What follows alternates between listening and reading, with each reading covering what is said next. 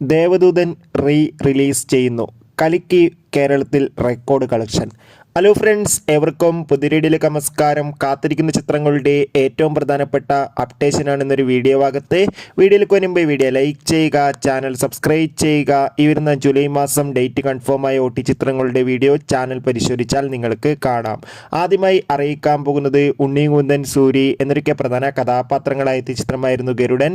ചിത്രം ഈ ആഴ്ച തന്നെ ആമസോൺ പ്രൈം വീഡിയോസിലൂടെയും അതോടുകൂടി സിംപ്ലി സൗത്ത് എന്ന OTT പ്ലാറ്റ്ഫോമിലൂടെ OTT റിലീസ് ചെയ്യുമെന്ന് കൺഫേം ആക്കിയിട്ടുണ്ട്. ചിത്രത്തിൻ്റെ OTT റിലീസിനായി നമുക്ക് കാത്തിരിക്കാം.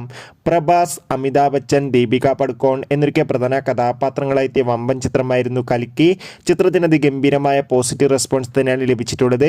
ചിത്രത്തിന് ഇന്ന് മാത്രം കേരളത്തിൽ നിന്ന് ഏകദേശം 3 കോടിക്കടുത്ത് കളക്ഷൻ ലഭിക്കുമെന്നാണ് ട്രാക്കിംഗ് റിപ്പോർട്ടുകൾ സൂചിപ്പിക്കുന്നത്. എന്തായാലും കാത്തിരിക്കാം ചിത്രത്തിൻ്റെ കൂടുതൽ കളക്ഷൻ റിപ്പോർട്ടിനായി. നിവിൻ പോളി, ധ്യാൻ ശ്രീനിവാസ്, അനുശ്വര രാജൻ എന്നൊക്കെ പ്രധാന കഥാപാത്രങ്ങളായെത്തിയ ചിത്രമായിരുന്നു മലയാളി ഫ്രം ഇന്ത്യ.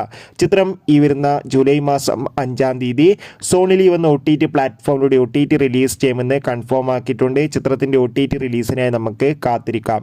അടുത്തൊരു അപ്ഡേറ്റാണ്. ഇപ്പോഴത്തെ കൽക്കി എന്ന ചിത്രത്തിൻ്റെ OTT അവകാശങ്ങളൊക്കെ റെക്കോർഡ് തുകയ്ക്ക് തന്നെ ആമസോൺ പ്രൈം വീഡിയോസ് എന്ന OTT പ്ലാറ്റ്ഫോം സ്വന്തമാക്കിയെന്നാണ് അറിയാൻ വേണ്ടി സാധിച്ചിട്ടുള്ളത്. എന്തായാലും കാത്തിരിക്കാം ചിത്രത്തിൻ്റെ കൂടുതൽ അപ്ഡേറ്റിനായി. ചിത്രം കണ്ടവരുടെ അഭിപ്രായം തീർച്ചയായും കമൻറ്റ് ബോക്സിൽ രേഖപ്പെടുത്തുക. മോഹൻലാൽ നായകനെത്തിയ ചിത്രമായിരുന്നു ദേവദൂതൻ. ഇപ്പോൾ ഇതാ ചിത്രം റിലീസിനെത്താൻ പോവുകയാണ്. ചിത്രം ഉടൻ തന്നെ തിയേറ്ററുകളിൽ എത്തുന്നതായിരിക്കും. കാത്തിരിക്കാം. Bye bye.